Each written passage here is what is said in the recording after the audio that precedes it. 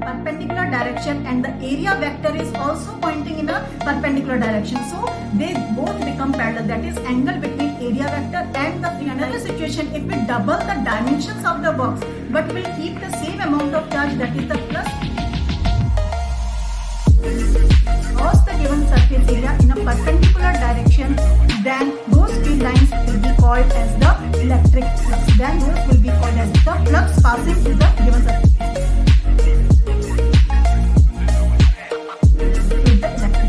Here you can see that these field lines are crossing this given surface area in a perpendicular direction. So all the field lines will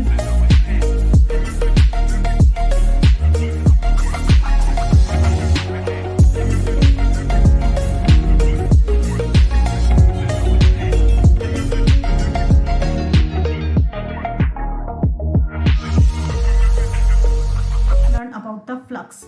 What the flux is? The term flux implies some kind of a flow, that is something which is flowing through a given surface will be called as a flux. Let us try to understand the concept of this flux with the help of the path of the light. How the path of the light will be followed if it is passing through a planar surface. Let us see here. Here we are having, this is a planar surface, and if it is a source of light is kept somewhere else so that the light is passing through this planar surface, we will call that in a perpendicular direction. See here, the path of the light is in perpendicular direction, so we will call it that something is passing through the given area, which is called as a flux. Now if we keep on rotating this area vector, now we keep on rotating this area, planar area, we find that the amount of intensity of light which crosses this given area is reducing and then it is increasing. For some time it is reducing, for particular orientation it is reducing, and then again it is increasing. That means it keeps on changing its intensity. That is what it is called as the flux. The amount of something which passes through a given area is called as the flux. Now let us try to understand this in terms of the path of the field lines. For the field lines, let us see, if we are having this is a planar surface, and in the space it is orienting in the space, and in space we are having some field lines as well. Now if these field lines will cross the given surface area in a perpendicular direction, then those field lines will be called as the electric flux. Then those will be called as the flux passing through the given surface area. Mind it here, whatever field lines are crossing the given surface area in a perpendicular direction, only those field lines will be called as the flux. As you can see here, only one field line is passing through this given surface area. So this one will be only called as the flux. Rest of the field lines will remain as the field lines. They will not be contributing towards the flux. But see here, if we increase the surface area, more field lines are crossing the given area in a perpendicular direction. So more is the flux associated with this figure, and these field lines will constitute the electric flux. Now I hope the meaning of flux will clear to you. That means something which flows through the particular area. So here the field lines are flowing or crossing through a given surface area, so they are called as the electric flux. Next, let us try to understand the theoretical meaning of the electric flux. What is the flux? First of all, as I have told you, it is the property of any vector field. Flux will always be associated with a vector field, and electric flux is the property of electric field. Here electric field is a vector. So electric flux will be the property of the electric field. As I have told you, what will be the electric flux? The electric field lines that will be crossing a given area in a perpendicular direction, then those field lines will constitute the electric flux. Now it is a scalar quantity and it could be the positive or negative. Mind it, the electric flux is the property of a vector field, but it itself is a scalar quantity. So let us try to depict this figure. Now suppose we are having delta S is the area vector. Suppose this is an area vector which is held in a space, and certain electric field lines, this is shown by the red lines. So these electric field lines, if they are crossing the given surface area in a perpendicular direction, then we constitute a quantity which is denoted by delta phi, that is equals to the E delta S. That is, this formula we will be deriving in later articles, but let us see how to represent the electric fluxes. The field lines that cross the given surface area in a perpendicular direction, then they constitute the electric flux. Here you can see that these field lines are crossing this given surface area in a perpendicular direction. So all the field lines will be contributing towards the electric flux. You can watch it here carefully. These field lines which crosses the given surface area in a perpendicular direction will constitute the flux. Next, now as I told you, it could be the positive and the negative flux. Now let us concentrate on the types of the flux. First, we will concentrate on the positive flux. When the positive flux, the flux is going to be from inside to the outside, we call that as a positive flux. Let us see, try to understand this with the help of a figure.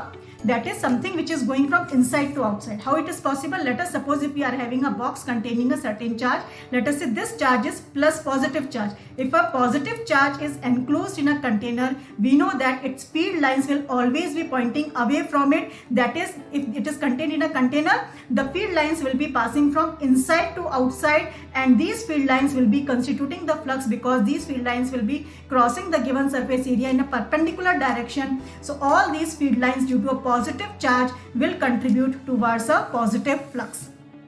Now let us depict the second figure.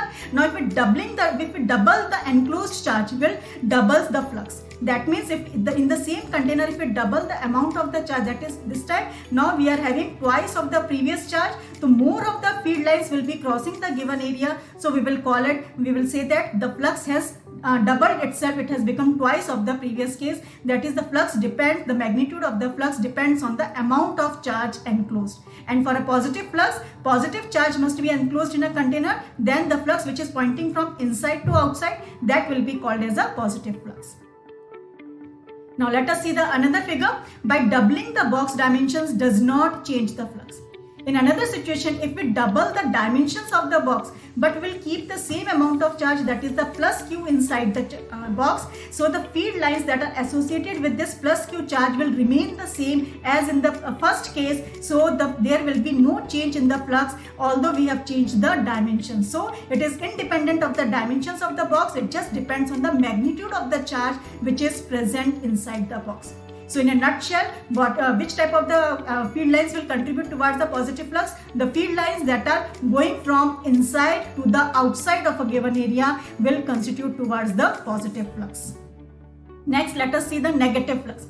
If it is going from outside to the inside, then that will be called as a negative flux. Let us see with the help of a figure. Now, if in a container we will enclose a negative charge, we know that due to a negative charge, the electric field lines are pointing towards the charge. That means all the field lines will be entering from outside to inside. So all these field lines will be contributing towards the negative flux. Similarly, if we double the amount of the charge present in a container of same dimension, then the flux will also be doubled. So flux will also get doubled. So here the flux will get doubled. So similar situation also prevail for it. If we double the dimension of the box keeping the same amount of charge, it will not affect the flux. So the flux just depends on the magnitude of the charge which is present inside the container. Now let us see, there are the certain conditions of zero flux also. So we have seen positive flux, negative flux. Now let us concentrate on when we will be having a condition of zero flux. When we are having a container and inside the container there is no electric field, that means there is no charge present inside the container. In that situation we will say that there is no flux associated because there are no field lines to cross the given area. Next, second situation, if we are having the certain amount of charge is present inside the container, but the necessary condition is that the same amount of positive as well as the same amount of negative charge should be present so that the total charge present inside the container becomes zero. Then also we will be having a condition of a zero flux. Why is it so? Because due to a positive charge, whatever the field lines will be leaving the surface, the same field lines will be entering the surface due to the negative q charge since their magnitude are same. So this particular situation will contribute towards the zero flux. Next, let us see the third situation where we can have the zero flux when the source of the charge, here this is the source of the charge which is present outside the container. So now this source of the charge will be sending its electric field in a direction, and whatever field lines will be entering the box through one phase, the same field lines will have to leave the box from the other surface. That means this condition will also contribute towards the zero flux condition because whatever field lines are entering the box will leave the box. So again the net flux associated with this container will be the zero. So there are the three different situations when no charge is present, when equal and opposite magnitude of the same amount and equal opposite magnitude are present in the box, and when the source of the charge is present outside the box, in such situations we will be having the condition of zero flux. Now let us see flux through an open surface. The electric flux through a given area held inside an electric field is the measure of total number of electric lines of force passing normally through that area. So I have told you how we can define the electric flux. It is the amount of the electric lines of force that are passing normally through a given area will constitute the flux.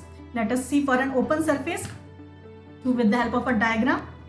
Now let us suppose if delta S is a given area held in a space and E is the electric field lines that are crossing this surface at an arbitrary angle theta to it. That means the electric field lines are making an angle theta with the area vector. Now let us see here, if theta is the angle between the normal drawn to the area vector and the electric field. Here the important point to be noted is the angle theta.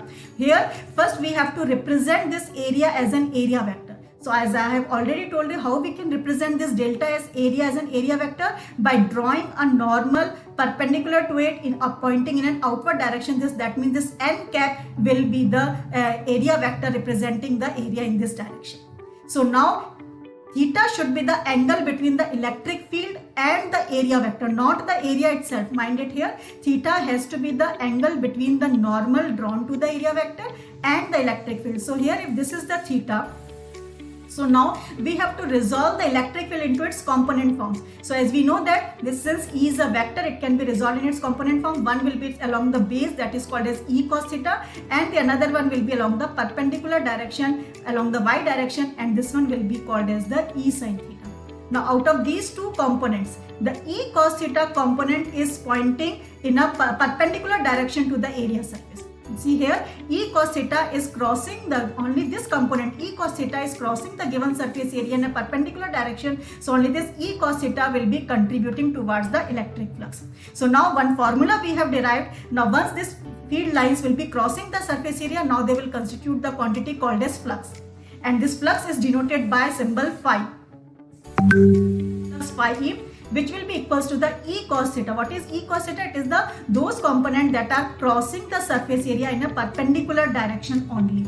We have to neglect the E sin theta components of the electric field into the area, that is with whatever area the field lines are crossing, that area we have to multiply.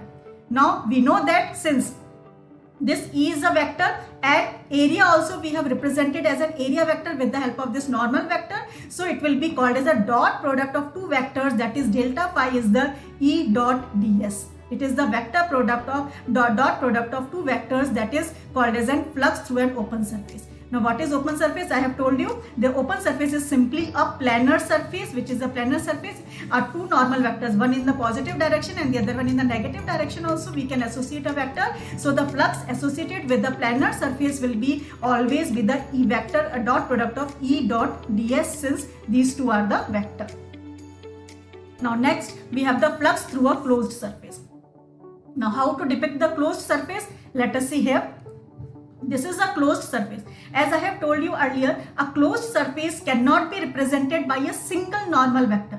So for that, what we have to do, the number of area elements become infinitely large, and that is the small area elements we have to take. So in order to represent a closed surface area, we have to take the small amount of area elements. So each area element will have its own normal vector. I have told you in my previous slide also when I was explaining the area vector concept. In that I have told you, whenever we are dealing with the closed surface, so the entire surface has to be divided into infinitesimally small area elements, and each area element will have its own normal vector. So for simplicity, let us see. We are dealing with ds1. We have taken a simple area ds1 whose normal vector is pointing in this direction, and the electric field is making an angle theta with the normal vector. Here again, theta is the angle between the normal vector. So in that case, what we have to do, we have to integrate the d phi element, that is flux element, for each of the area element passing through the area element, and on integrating that we will get the expression phi is the integration of E dot ds. For the planar surface, in the previous case, what we have seen for an open surface, we got the relation phi E is equals to the simple E dot ds. But when we are dealing with the closed surface, the formula for the flux will become integration of E dot ds.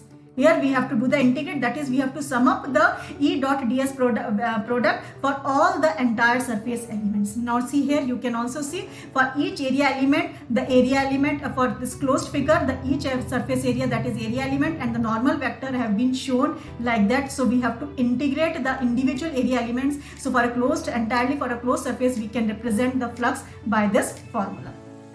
So hence the total flux is equal to the integral of d phi over that entire surface, which we write as an integral over that closed surface of E dot ds. So for a closed surface, we are having the formula of integration of E dot ds, and for the open surface, we are having simply the E dot ds.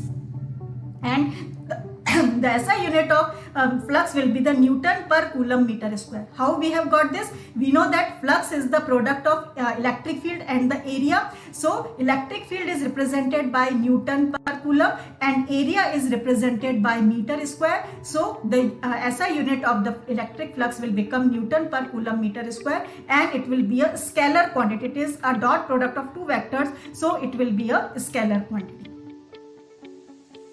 Now let us see maximum and minimum flux. There are certain conditions of the maximum and minimum flux. So first of all, we will see the conditions of maximum flux. Let us try to understand these conditions. For that, the area is held perpendicular to the field line. Then the flux will become maximum. Let us see how it is that. See, we are having, this is the planar surface area, that is the ds is the planar surface area. The electric field lines are crossing perpendicular to it. So what we are having, area is also held perpendicular to the electric field. But area vector, see here, this is the area vector. This area vector is parallel to the field lines. Here they have to be these two keywords have to be kept in mind while dealing with the condition of maximum flux. Area is perpendicular to electric field, area is perpendicular to the electric field lines, then the direction of area vector will become parallel to the field lines, because area vector is always drawn perpendicular to the given surface area. So in this situation, area vector is also perpendicular to the given area, as well as field lines are also perpendicular to the given area. So what we have, angle between the direction of area vector and the field line will become 0 degree. So by using the formula for a planar surface, that is E dot ds, we have to expand this formula. So we will got EDS, we will get EDS cos theta, and cos 0 degree will become 1, because here theta we have to put it as a 0 degree, which is the angle between the area vector and the field lines. So the electric flux is going to be the EDA, which is the maximum flux will be passing through the given area. Now you can visualize this given situation here. See here the field lines are crossing the given area in a perpendicular direction, and the area vector is also pointing in a perpendicular direction. So they both become parallel, that is angle between area vector and the field lines becomes 0 degree. In that situation, we will be having a condition of maximum flux. I hope this particular situation will become clear to you. Next, we have the conditions of minimum flux. Now what will be the conditions of minimum flux? When the area is held parallel to the field lines, the flux will be the minimum. Let us see how it is that. If this is the area, this is the simple area, the field lines are crossing this. So in the field lines are parallel. So here area is held parallel to the field line. So here along the, you can see positive x-axis. Here along the positive x-axis, the field lines are passing, and the area is also held along the positive x-axis. So what we will say, area is held parallel to the field lines, but this time the area vector will be pointing along the positive y direction, because area vector is always perpendicular to the given surface area in an outward direction. So area vector will be in the positive y direction. The field lines are along the x direction. So what we will be having, what we are having that the angle between the, we are having that the angle between the area vector and the field lines is 90 degree. So again in the formula, that is phi is equals to E dot ds, what we can have on expanding this formula, E ds cos 90 degree we have to keep. Why? Because area vector is along y-axis and field lines are along the x-axis. So in that situation, angle becomes 90 degree and cos 90 degree is 0. So no electric flux will be there, as no field lines will be crossing this. They will pass over the surface, but they will not cross the surface in a perpendicular direction. You can visualize the situation here. See, if we are having the area is held along the x-axis, field lines are also along the x-axis. So field lines are just passing over the surface, they are not crossing the surface, and area vector is held perpendicular to this. So in that situation, angle between area vector and the field lines is 90 degree. So again the flux associated will become 0. No electric field line will cross the surface, they are just passing over the surface and under the surface, but they will not cross the surface in a perpendicular direction. So this is the condition of a minimum flux. Next, let us see, we are having an arbitrary value of flux also, that is neither the maximum nor the minimum flux is there. In which situation we are having, if electric field E passes at an angle theta through an area element, that electric flux through this area will be, the general formula is in this case will be, neither it is perpendicular nor parallel to the given area at an arbitrary angle. So here the area is held in a space. These are the field lines and the area vector is pointing somewhat at suppose 45 degree to the x-axis. So here we are having a certain angle, an arbitrary value of angle is there between the normal vector, area vector and the electric field line. So in that situation our formula will become E dot ds, that is E cos theta delta s, and here for the theta we have to put the particular value which will be given in the question. If theta is 45 degree, we have to use cos 45 degree. If theta becomes 30 degree, we have to use cos 30 degree. And if theta is minded here, theta is the angle between the normal area vector and normal vector and the electric field lines, not the area and the electric field lines, normal vector and the electric field lines. Then this one will become our formula. Next, how to interpret the flux. Now let us see, let us visualize the situation how we can interpret. Here, conditions of maximum flux, field lines are crossing, minimum flux where the area will become parallel to the field line, and it is an arbitrary position of the area where the field lines are crossing. So these are the conditions of maximum, minimum and the neither maximum nor. Again you can watch it carefully.